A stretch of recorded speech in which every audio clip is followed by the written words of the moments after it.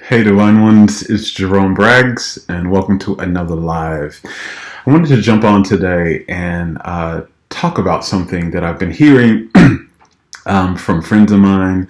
I've been hearing from some clients that I've been working with, and I've also been seeing from a lot of people posting online on my social feeds as a topic that's been coming up, and I want to address that.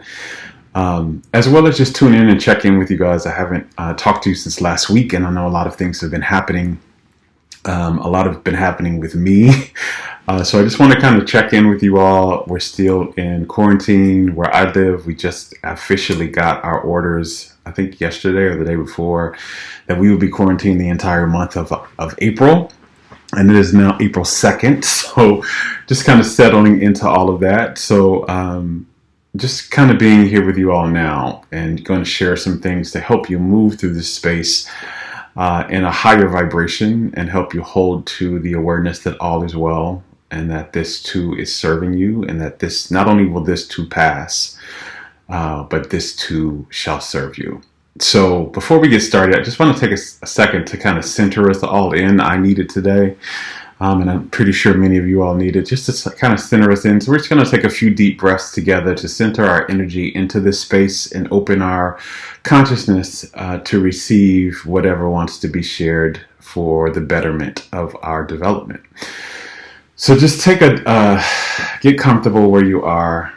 Close your eyes. And on the count of three, we're going to take a deep breath in together. 1, 2, 3, breathing in. Hold it, hold it, hold it, and breathe out.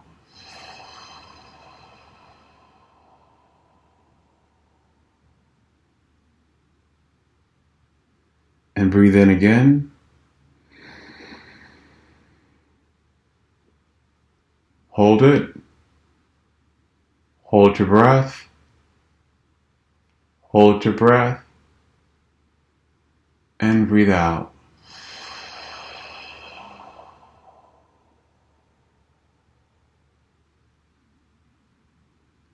One more time, breathing in. Hold it. Hold it. Hold it. And breathe out.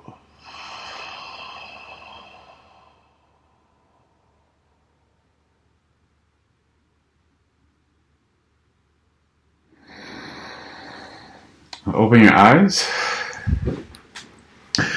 So today I want to talk with you about, and welcome back you guys. I always like to start with a centering and a breathing in to anchor my energy in. But today I'm going to talk to you about why transformation, any transformation we have, and transformation is something that happens for the betterment of us. Any change for the better also involves pain. And hey everybody that's joining. And by the way, if you all are watching live, I see you, Zoe. For all of you all who are watching live, if you have any questions while you're watching this, please put them in the comment section and put them in the comment section by starting with the hashtag AskJerome. Hashtag AskJerome and then type your question. That'll let me know that you have a question and it's something I need to pay attention to. And also, if by chance I don't get a chance to get to that question during this video, I'll respond to your question in another video. In probably the next video, I'll answer it. So if you have a question, put hashtag AskJerome and then write your question in the comment and I'll get to it later in this video or in another video. So I want to talk about why change for the better involves pain. So we're in this, situation here where many of us around the world are being quarantined, where all of us are dealing with some type of degree with, this coronavirus in our respective nations. And I've spoken before in the previous videos that this experience, as with all challenges, is coming to serve us. It's coming to, one, invite us to come back home, to take a deeper embodiment with being the love frequency that we are, because as souls, we are made of love energy. Love energy, or love, what I call love frequency, is literally God energy. It's the frequency of God, and that is what our souls are made of. And the more we embody that, the more we hold that in our emotional state, and the more we hold that in our energy state, the more well our lives become. The more well our lives work, the healthier our bodies work and become, the better our relationships function, the more money we attract and manifest for ourselves, the happier we become. Just how it is the literal source and the key to well-being on all levels. And anytime challenges come up, they are invitations that are literally our soul sends, that our soul manifests in our lives for us, because our human consciousness manifests things and our soul actually manifests things in our lives. It has intentions for our life as well. And one of the things that it will do is it will manifest challenges for us that will help wake us up in some way, will help us return to who we really are, so we can start to fulfill the purpose for why we came here, as well as enjoy our lives more, right? Because when challenges come, we often think, because we're not taught this, we weren't taught this in usually our schools growing up, that, we think that all hell is breaking loose and our lives are being diminished in some way, and our lives and our joy is being taken from us. But when we step back, when we take a big enough step back, we can actually see that this is actually serving us, because how we were living our lives in some fashion was not actually leading us into our highest joy, was not actually helping us express our truest self and our most authentic self in the world, and wasn't really leading us to the dreams that we wanted. And so this thing that shows up is actually helping us get there somehow. It may be helping us by helping us realize some things we need to release and let go of. It may be helping us by, making us more aware of what we need to change in our belief systems and how we're habitually vibrating in the world. It may help us by making us, develop new skill sets, and new ways of being, new behaviors, elicit new behaviors and new skill sets. But whatever that challenge is, it comes to serve us in some way. And this challenge that we're all facing around the world collectively now is no exception, although it's unprecedented. Like, we've never seen anything. Well, we have. And in my last video, I talked about how we've seen something similar with the HIV and AIDS crisis that came. But this one, how we're all doing this at the same time, and we're all going through quarantine at the same time. We've never seen this type of collective response before, where we're all going through kind of the similar thing all at once. And so this is probably unprecedented, but the principle behind the challenge is not. It's still the same. It's coming to serve us and move us forward some way.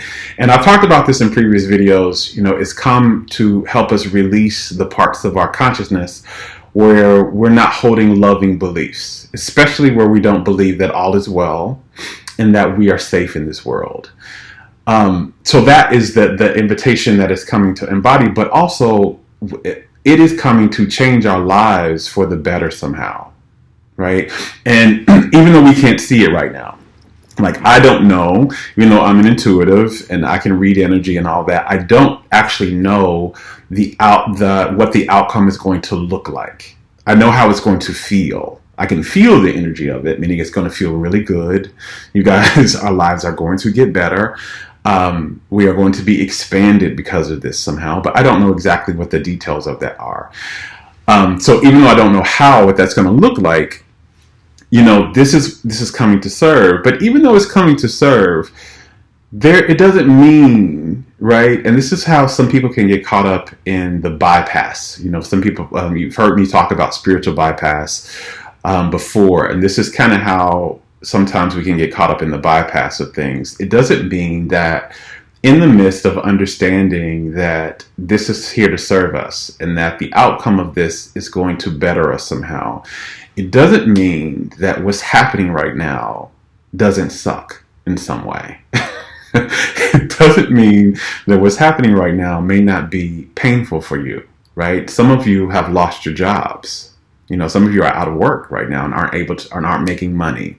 Some of you may be experiencing the illness, right? And some illness symptoms. Some of you may be experiencing exasperated illness symptoms that aren't related to this particular thing, but were related to some other illness before. Some of you, your relationships are going through turmoil because of this. Some of you are, having to reorient how you do work. I'm having to do that myself, right? I can't meet with some of my clients. I literally just launched my new website just weeks before all of this started happening. And one of the things that I had launched that I was really excited about was this new one-on-one retreat with me, where you get to spend 3 days with me at a very sacred retreat center, going deep, just me and you one-on-one, going deep into an issue that you have, and helping you heal that issue and manifest, a more delicious experience for yourself. I was so excited about this, right?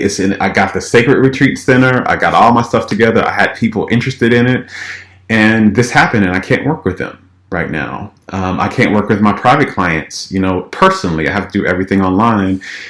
And so that's affected my income a little bit. And I'm figuring out ways in which, one, I can make money, and also how I can serve you in ways that serve you and that, fulfill my desire to teach and to be of service, and fulfill your desire to get your needs met for what you need to be taught and for how you need to better your life. So, that it's not like things aren't happening that aren't painful and aren't uncomfortable, and we want to honor that, right? That's the thing about loving yourself, is allowing yourself to own how you feel, and to not run away from it, and to not run away from it so quick. You don't want to stay in feelings.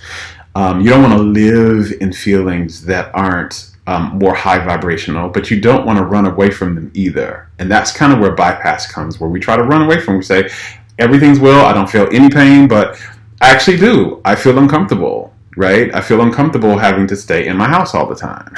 I already work from home. I'm an only child, so I'm used to, being alone and all of that. But I also like tribe, and I had trips planned in April to see some of my really close friends, and I don't get to see them a lot. I only get to see some of them every few times a year, and this was one of the few times we were going to see each other, was in April, and that got canceled. And then there was another event that I had in July where we were all going to get together again, and that got canceled. So there are some things that are happening that are uncomfortable and are painful. And even though I know that the outcome of this is going to serve me, and that I am being transformed for the better because of this somehow, it doesn't mean that there's not pain. And escaping over the pain and suppressing the pain and trying to run and say that's not there doesn't serve you. One, it's not loving, because that makes that what you're doing when we do that is we're telling ourselves that there's something about how we feel that doesn't belong. And there's something about how we're showing up in the world that doesn't belong. It's another way of suppressing yourself. And so you want to you want to love yourself at all times. You want to be in the energy of love. And one of the biggest energies of love is acceptance. So I accept that this is uncomfortable for me. I accept, I've talked in the last videos about your fear. One way to heal fear is not to shame yourself for having it. Is not to reject your fear and say, I should be more spiritual, I should be better, I should know better than this, right? That's further adding insult to the injury. It's really further adding injury to the injury, because what you're doing is you're further withholding love from yourself, right? When fear is arising, that is a big signal that you need more love, not less love from yourself. Right? So if you're afraid, it's okay. It's okay to be afraid. But, as we talked about, before, when you feel afraid, just like a child that is having a nightmare, you don't run into that child's room and shake that child and say, you shouldn't be having this nightmare. You know better. Or you don't sit on the child's bed and scold the child and say, I'm going to punish you for feeling afraid, because that's just not spiritual, right? You sit on the child's bed and you hold the child and you love them and you say it's okay. And you just you hold them, let them know they're safe as their fear processes out. and you soothe them however you can. And then once that child is soothed, then you start to talk about, how the dream is not real and what the truth really is. You soothe first, then you go into changing the perspective. You soothe first, then you change the perspective. You do need to change the perspective, but you soothe first. And so this is something that to understand around why all change is going to bring pain. All change for the better is going to be pain. And why that is because we live in a dimension of duality. So you've heard me talk about this before and teach this before, but we're in a dimension of duality. And what that means is there's always going to be an other. There's always going to be almost an opposite. So with light, you get dark. With male, you get female. With, there's always there's black, white. There's always an opposite, right? And there's always an other. And so with change, you're getting a blessing, but then you also get pain. It's the same thing, you think about a caterpillar that turns into a butterfly, right? That process, it becomes this beautiful butterfly that has an entirely new perspective on life and is beautiful. This beautiful being that has a whole new perspective on the world and has a whole new ability to enjoy the world. It has wings. It can fly. It can go places that it couldn't go when it was a caterpillar. It's not restricted or limited in ways that it was before. It's more beautiful. But in order to get to that process, in order to becoming that, the change that it took the caterpillar to become a butterfly, every aspect of its being gets melted down. Like, if you look at the caterpillar when it goes into the chrysalis mode, meaning it goes into the cocoon and it goes into the process of changing, there's a changing into being a butterfly. There's a part of the process where it literally becomes this goo, where every aspect of its chemical makeup becomes this goo. And by the way, I see you all coming questions. For those of you who just joined in, if you have a question, please put it in the comment section and with the hashtag Ask Jerome. Hashtag Ask Jerome, and then write your question. That lets me know there's a question there that wants to be responded to. And I see your question. I'll answer it here in a second. So it becomes this goo, and it, like, all of its chemical makeup gets broken down and becomes this goo.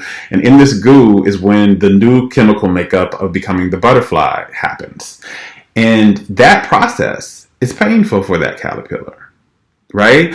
It's just like, in your process of becoming, of transformation, becoming the higher version of yourself.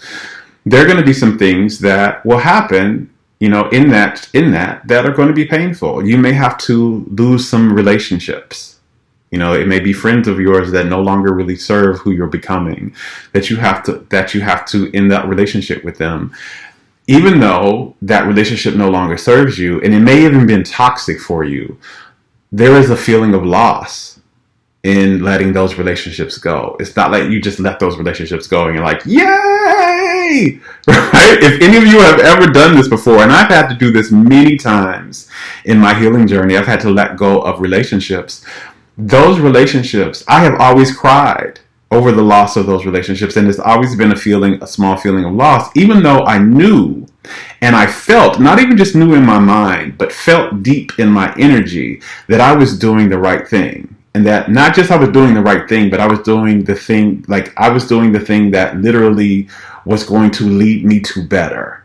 That this was literally the thing I was going to expand and experience more joy and more wellness and more happiness because of this. Even though there was a deep understanding of that and a deep feeling of that, there was also a deep loss, right? Of both and the light and the dark, right? And like in my own healing journey, this is something I tell people all the time.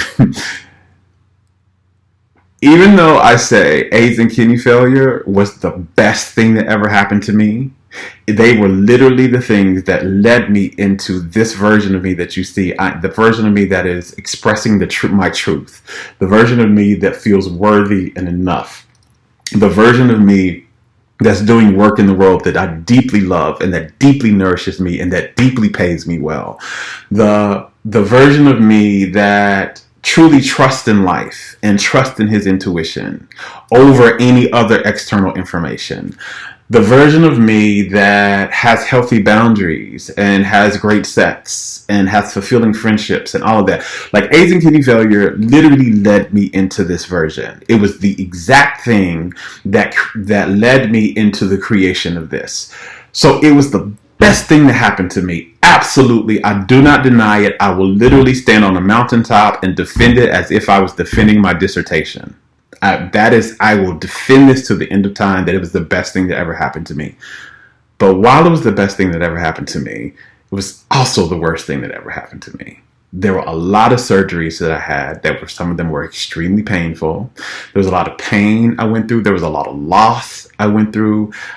You've heard me talk about, I got this scar on my arm that I got from that process with AIDS and kidney failure. There was a lot of, things that I had to go through with that were painful and challenging and were the worst of times. And like that book opens up, it was the best of times, it was the worst of times. It was exactly that. But again, those times, the pain that I experienced, I can honestly tell you it was worth it. I can honestly tell you it was worth it. If I had to go through it all again to get here, if that was the only way that I could get here, I would do it. It was worth it. It was worth it. And that's what happens with any challenge or any change that comes. When you get to the other side of it, whatever you go through to get there, it's worth it. You talk to, most mothers out there who have had children. They will tell you that although the pain of childbirth was painful, and they won't deny that it was painful for them, it was worth it. And, most mothers do it again. They have another child. If it wasn't worth it, they would never have another child again, right? Women wouldn't be having children anymore. If childbirth, if the pain that happens during childbirth wasn't worth the child, right? So it's the transformation. Every transformation that happens, just because this is how this dimension is set up, this dimension of Earth. Every challenge that happens, every change, I keep saying challenge, but it's a challenge as well, but every change that comes to better us also brings with it some pain. And the way to move through that pain, and so I see a question here that says the best way to grieve the caterpillar, is always asking the best way to grieve the caterpillar productively. So the best way to grieve the caterpillar, I love this question, by the way, the best way to grieve the caterpillar, and this is something I've had to face, because when I was going through my healing journey, I had to grieve the version of me that was no longer going to exist. So if you've listened to me talk about my near-death experience, when I came out of my near-death experience, when I was in my near-death experience, I was on my deathbed, after doctors had given me 48 hours to live, I had a near-death experience where I crossed over to the other side. And while I was on the other side, I had a conversation with my soul. And my soul told me, that the path to healing myself and the path to living a truly well and delicious life was to wholly love myself. And after I came out of that near-death experience, I knew that I was going to, if I was going to, one, survive, and that two, if I was going to truly live a well life like I really wanted to live, then I was going to have to travel this path of loving myself. And that I knew that was the first awareness. The second awareness that I got was that in order to travel this path, the old me was going to have to die. The old me was going to have to die. And I was scared because I didn't know the new me. And also I was sad. Even though I knew the old me there was a lot of pain. The old me was in pain. The old me, that's not how I really wanted to live.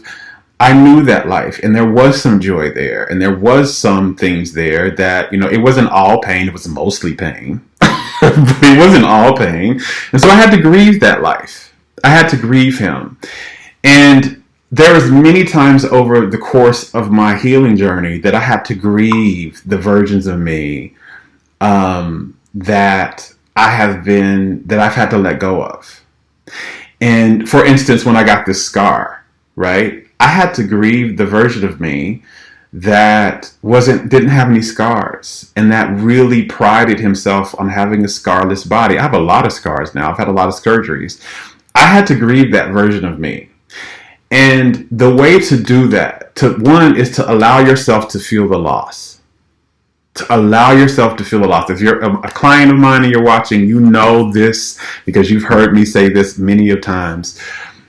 Allow yourself to fully feel the loss. You know, one thing that I will do is I'll give myself an entire day where I will wipe my to-do list clean. I won't answer my phone. I will take no phone calls, no emails when I'm grieving, and I will just cry all day.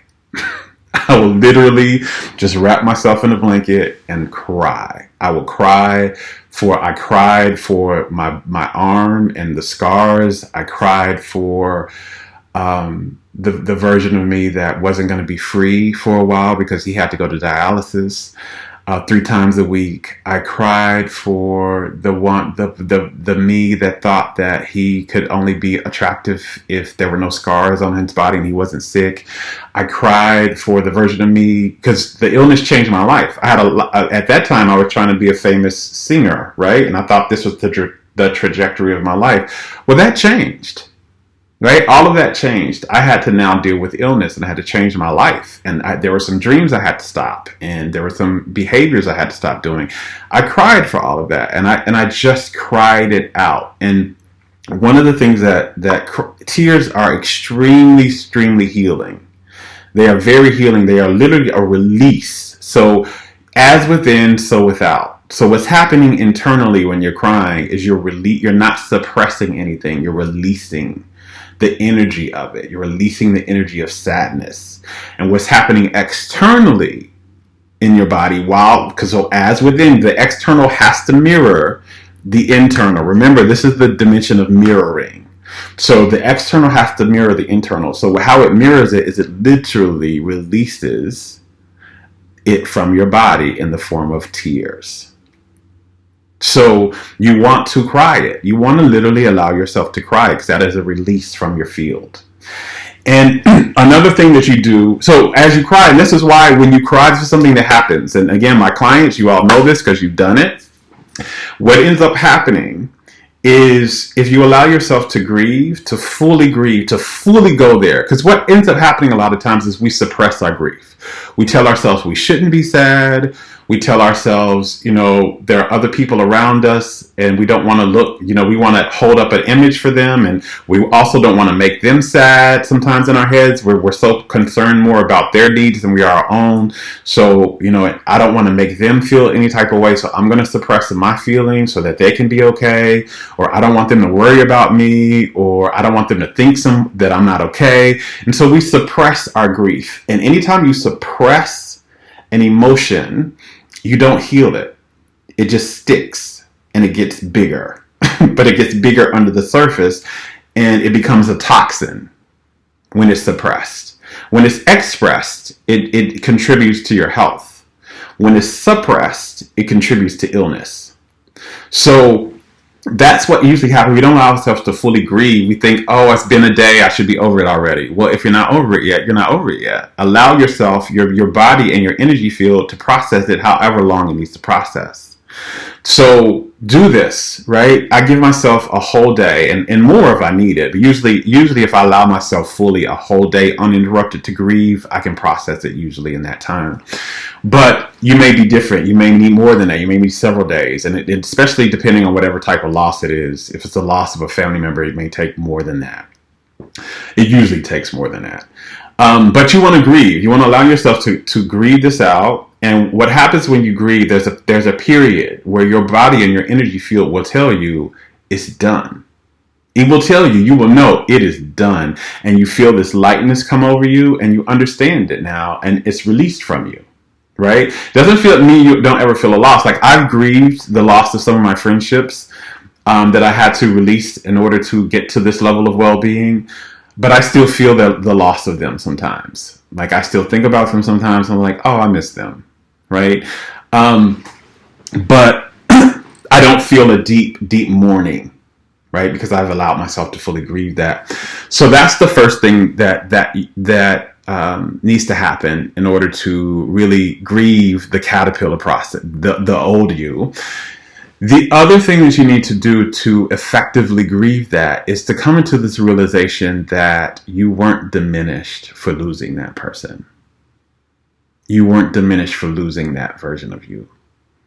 There's a part that we get stuck in, and the reason why we get stuck a lot is because there's a part of us in our head that's telling us that we were diminished because we're no longer that person, right? So, there was a part of me going back that was saying, because I was going through this illness and I wasn't allowed to go into that trajectory of what I wanted, which was to be a famous singer and to do all of this at that time, that my life was diminished, that I was less than now because of that. And it was that story that was causing a lot of pain. You have to release that story, however that story looks for you, because there's a story you're telling yourself. Usually when change happens, and this is exactly what's going on right now with all this corona stuff. This is exactly what's going on. There is a large portion of us, and you may identify with this yourself watching this. There's a large portion of us right now that's saying, this situation has lessened my life, has diminished me. And that's not true. It's different, and it may not be preferred. It wasn't what you preferred. It's different than what you planned. It's different than what you had been doing. But you're not less than. Your worth has not diminished because of this. Your ability to create and experience life and well-being from life has not diminished from this. You're just right now, and you're just right in this way right now. It's different. And this is another thing that I want to kind of add into this, is the calling to how to move through the pain of change is you've got to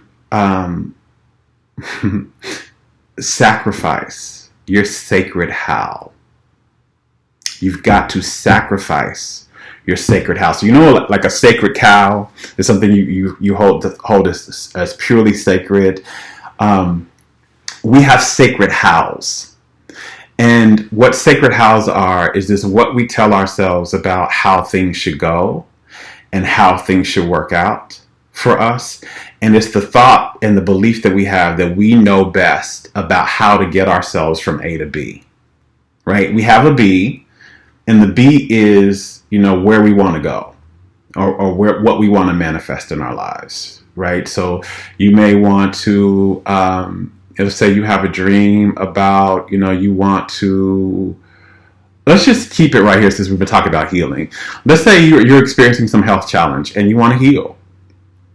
And you may, I'll give you a perfect story with this, but you may think how you're supposed to heal your body. You may think how it's supposed to happen. You may think, if I'm supposed to be a vegan and I'm supposed to do this and this, and this is what's going to heal my body. But your soul actually is the one that knows exactly what you need. It knows the path to take. It knows the things to do. It knows the quickest route to get there. It knows that you don't. From this human perspective, you cannot see the entire perspective. But we have these sacred hows that we think we do. And what ends up happening is if life presents us anything that's different from that, we have a fit. We have a fit, and we think that we are being diminished. We think life is against us. We think this is not we're not being moved towards what we want, and we think that that this is not working out. And so that causes suffering. That's when suffering starts to happen. Pain is different from suffering. Pain is pain, right? It's uncomfortable. It's painful. Suffering is just unnecessary. It is not what your soul is here to experience. Your soul is here to experience pain, but it's not here to experience suffering. And that's what causes suffering. It's us holding to these sacred hows. And when those hows aren't being met, we're telling ourselves that all is not well. We're telling ourselves we're not safe, all is not well, and I'm not worthy. And that is when suffering happens. And so in order to move through the pain that change brings, you have to sacrifice your sacred hows. You have to lead them up to the altar and burn them and say, here, universe, creator, soul, higher self, whatever word you use, have this. I give this up. I don't know the best way to get here. You do. I'm going to trust you. And whatever shows up, I'm going to trust that this is from you and that this is serving me somehow. I'm not going to fight it. I'm going to do what I'm being asked to do. And I'm going to trust that all is well. And even this is going to work out in my favor, even though I don't know how. You know, that's my favorite mantra. I've been putting it all over my page in these last few days. Even though I can't see how right now, this is working out in my favor. Right? That's how you sacrifice your how. That's how you move through the grief. Even though I can't see how this surgery, how this quarantine, how my loss of my job right now, right? Even if I've become infected with the virus, even though I can't see how being sick with this virus right now is serving me, I'm going to trust that even this is going to work out in my favor. Even the outcome of this is going to serve me. I don't know how, but I'm going to trust that what's showing up right now is leading me to a higher experience of well-being. It's leading me into the exact manifestation of what I desired. I can't see how, but if it's here, it's from you, and I trust you. I trust you, life. This is exactly how you move through that grief. This is how you do it. First of all, you cry. You allow yourself to cry. Or if you're not, maybe your grief is not sadness. Maybe it's anger. You allow yourself to be angry. One of the things I do with my clients, my private clients, who meet with me in person, who are going through anger, especially if they have a disease, if they're experiencing a disease in their body, that the energy, if I tune into the energy field of their body and I see the cause of that disease is a lot of suppressed anger, this is one of the exercises we do a lot. I have them, I'll go and we'll buy a lot of plates from a dollar store, and we go to this location and I have them break plates. I have them scream. I have them yell at whoever they need to yell at or whatever they need to yell at, or the situation. Especially, so if I was working with you privately right now and you had some issue around this coronavirus stuff, I would go with you, we'd buy some plates, and I'd have you scream out all of your angers around this. You know, you may scream out, I fucking hate staying at home. And you'd break a plate while you say that. And you say, you know, I lost my job. Where's the money going to come from? And you break the plate. Right? I hate not seeing my friends. And you break the plate. I hate the fact that I had to tell my husband that he can't see my kids because he works in a high zone. Break the plate. Right? And you just break the plates and you scream and you get as angry as you can until that anger came out. Right? That's another way to process your grief, to allow yourself to feel it. You got to feel all of it instead of suppressing the anger, right? Instead of saying I'm not angry, either denying you don't have the anger or you're not expressing it. A way to move through it is to move through this. Because here's the thing that happens when you move through and you fully express your emotions. They bless you on their way out. I've never not seen it happen. They bless you on their way out. And what they bless you with is some type of wisdom. Because all of our emotions, they're messengers. They're messengers. They're how our soul communicates with us. Our body is a communication device. It's a communication device between us and our soul. The two parts of ourselves. The human part of ourselves and the spirit and the soul part of ourselves. They communicate through the body. And they communicate through the body through emotions, right? In our health state. That's another conversation. But through our emotions. And when we when we feel our emotions, right? When we feel our emotions, we they will they when we allow them to feel it and we express them, then they communicate to us why they came. And you get things. You get wisdom. Like anger sometimes, a lot of times when it leaves, it tells you, oh, there's a boundary I need to have around something. Right? There's something that's really important to me that I haven't really been honoring because I've been letting people violate it, or I've been letting, I've not been paying enough attention to it, or I've not been spending enough time with it. And so there's something that happens, right? And sadness, a lot of times when you allow yourself to feel it and to process it, it communicates some changes you need to make in your life. Where you're not been living the life that's yours. You've been living a life that's not yours. And it communicates to you to that. And here are some changes you really want to make to start to living your life, the life that really feeds you and makes you feel more alive. But all of the emotions communicate. They communicate. Joy communicates. It communicates, hey, this is you. This is things that actually is alignment with who you really are. And these are things that feed you. Right? And get more of these things in. So, that's the way to grieve that. But that's really something to understand that, I said I was going to tell a story and I forgot. I forgot the whole thing I was talking about with that story and what that story was about.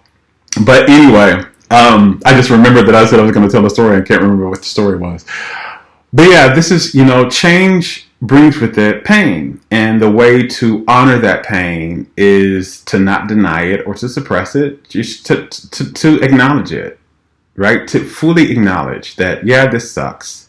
Yeah, I see someone say, I hate all this fucking bullshit propaganda programming that the government is shoving down our throats. That's a great thing to go outside and break a plate on. Great thing to do, right? So a way to process the pain is to honor it, to allow yourself to acknowledge what hurts, why it hurts you, what hurts, why it hurts you, and then to also remind yourself with the truth that even though this is painful, that you're not diminished. You are not less worthy. You're not less lovable. And that even this situation is moving you towards the manifestation of what you really want. You can't see how now. And like right now, I can't see how. I had a lot of dreams. I had a lot of things that I had visioned for this year, of serving you all more. And I'm going to give you serving you all more. I am going to give you one example though of how, just to show you how this is serving. To serve you all more, and I had friends I wanted to see and places I wanted to go this year. And even though I can't see how this is serving me right now, in a way, how it's serving towards that, I do know that it's serving, and I hold to that. And I still honor the fact that, I'm tired of being in my house all the time. I want to see my friends, and not being able to connect with them kind of sucks. Not going on dates. I'm a single man, right? And I'm not being able to go on dates right now. Kind of sucks. And so I can honor that, but at the same time, I know this is serving me. And I do know how this is serving me already because I've done some things. This is something else, to ask a challenge when it arises. How are you here to serve me? I spoke in a previous video around why you don't need to say, what lesson are you trying to teach me? Because as a soul, you are unconditionally loved by life. And that which means that life doesn't view you as incomplete in any way. And so it doesn't think there's something it needs to teach you, because there's not anything that you are not, that's lacking in you. Right? You have everything from life's perspective. So it's not trying to teach you. It's trying to get your awareness on some things. But in all of that, the thing you want to ask yourself, so instead of asking what are you trying to teach me, what are you trying to show me? What are you trying to get my awareness to? Right? What message do you have for me? And for me, when I did that, when I asked this whole pandemic what message it had for me, there was one around embodying more, holding more to the truth that all is well. That's what unconditional love is about, right? Here's a situation that appears to be conditional, that your well-being is conditional. Can you hold to the truth that all is well, even in the appearance that is not? That was what AIDS and kidney failure came to teach me too, was really how to hold in my consciousness that all is well in my body, even in the appearance that is not. Because it's what matters most is how you feel internally. And if you feel that internally, eventually your outer reality will mirror that, will affirm that. So that was one thing that was here to teach me, to take a deeper dive into that. But not teach me, but here to help me do, was to take a deeper dive into embodying that truth and holding to that. And another thing for me was rest. I had been saying for a long time, and if you've been reading any of the things I've been writing, you've been seeing me write about it for a long time, how I've been getting this invitation to rest more. To rest, not just to sleep, but like to not have 1,000 things on my to-do list, to not have to be doing, going all the time, to just have to have more downtime and have more leisure time and have more time where there's nothing being asked of my energy, where I don't have to expend any of my energy.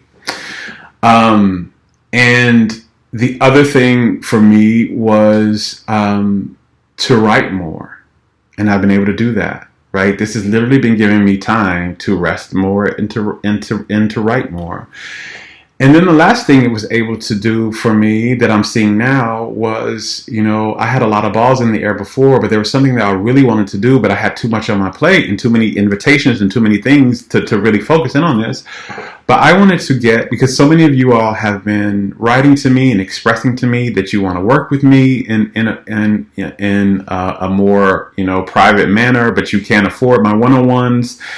And you couldn't afford to work with me one-on-one in my private sessions. Some of you have, but a lot of you all were saying, I need to save up for that, and I'm trying, and I'm really trying. And I heard you, and I've been hearing you, and I've been wanting to create some way where I can work with you all that is, that you can really get the teachings in a deep way, and I can teach all this stuff. And there's so much I haven't been able to get to you all either. There's so much about how to really love yourself and how to self-love your way to a well and delicious life. All the things that I've learned in my healing journey, all the practical things, the mystical things, the consciousness things, the vibrational things. There's so much I have been wanting to share, and I haven't really been finding a way to do that. And I was trying to find a way to do that and to do it in a really affordable way. And this quarantine has allowed me to do that. I created what's called the Self-Love School, where I'm going to be teaching you all just that. It's going to be a online class where we meet once a week, live, and you get to ask questions. And as a matter of fact, I'm going to be transferring my lives that I do here. I'm going to be doing them in the school instead. So when I start the school, these will probably only happen once a month. And I'll be doing more lives in the classroom, in the school, once a week. And it's it's going to be a private online community there where you all can interact with each other and all of that. And I created it. I was able to create that during this quarantine. I'll be launching that either at the end of this month or the beginning of May. So stay tuned for that. But you can look at already on my website. If you go to my website, and you look at the menu bar, it's Self-Love School, and you can read about it. It's already there. You can see how much it's going to cost. You can see all the type of how it's going to work. It's already there. But I just am not launching it yet. So it's not going to happen. I haven't made the announcements to launch it or when it's going to happen yet. It's probably at the end of April is when it's going to start, but maybe the beginning of May. But I was able to do that during this quarantine. And so again, I have expanded already, right? It's already expanded. I have already expanded. I'm resting more. I'm writing more. I'm offering, to the world more of what I wanted to offer to the world. And so I can see the benefits of this already for me. And I know it's not over. It's not over in any way. And I know also I said the world is not going to be the same.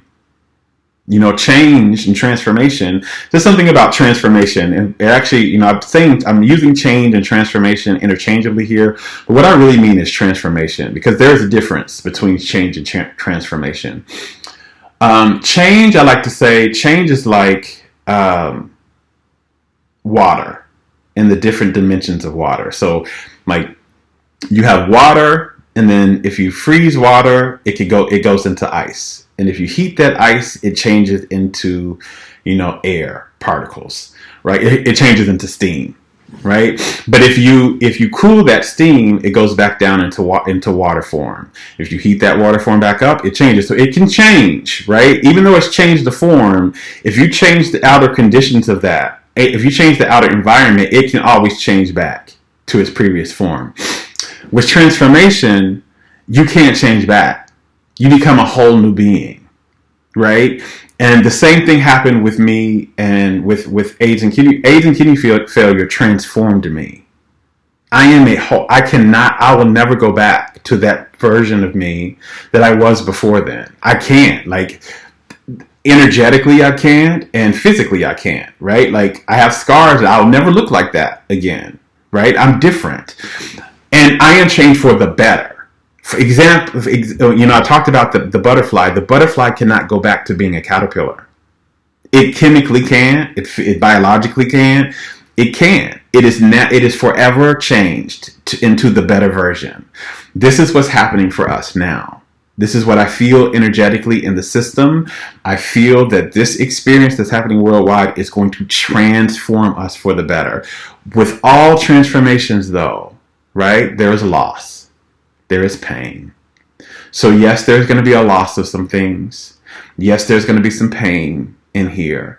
But we are going to be transformed collectively, individually and collectively, for the better. We will. And those losses and those pains, even though they will hurt, and even though they may suck while we're going through them, when we become transformed, they will be worth it. They will be worth it. We will look back and we will say that was worth it. Whatever we went through, somehow it was worth it for this. And it sucked, and I'm not going to deny that it sucked. I'm not going to deny that it was painful, but it was worth it. And that's the difference between change and transformation. Transformation, once you're transformed, you don't go back. You don't go back. You can only go forward from there. You can't go backwards. When you're changed, you can always change back, especially if your environment changes. Especially if your environment changes. This is why transformation happens from the inside out. Your insides have changed and your outsides have changed, right? Your insides have changed and your outsides have changed. So,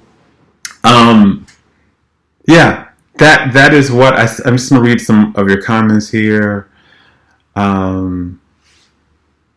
Oh, wow. Leslie says, honestly, your live streams are like deep love making. I feel cleansed and refreshed and brand new. Oh, thank you for that, Leslie. But yeah, you guys, this is really the process. So I know a lot of you all are experiencing some pain. Some of you, again, may have lost jobs. Some of you all may be ill with the virus. Some of you may be afraid. Some of you may have lost relationships. And I want to honor that. And I don't want you to think that you have to think that, that I'm just because this is going to serve you, that the process of it is all unicorns and glitter and fairy dust and cupcakes, because it's not, right? There's going to be some pain, but the way to move through it is to honor the pain and remind yourself that all is well, and keep your eye on the blessings. Keep your eye on the blessings.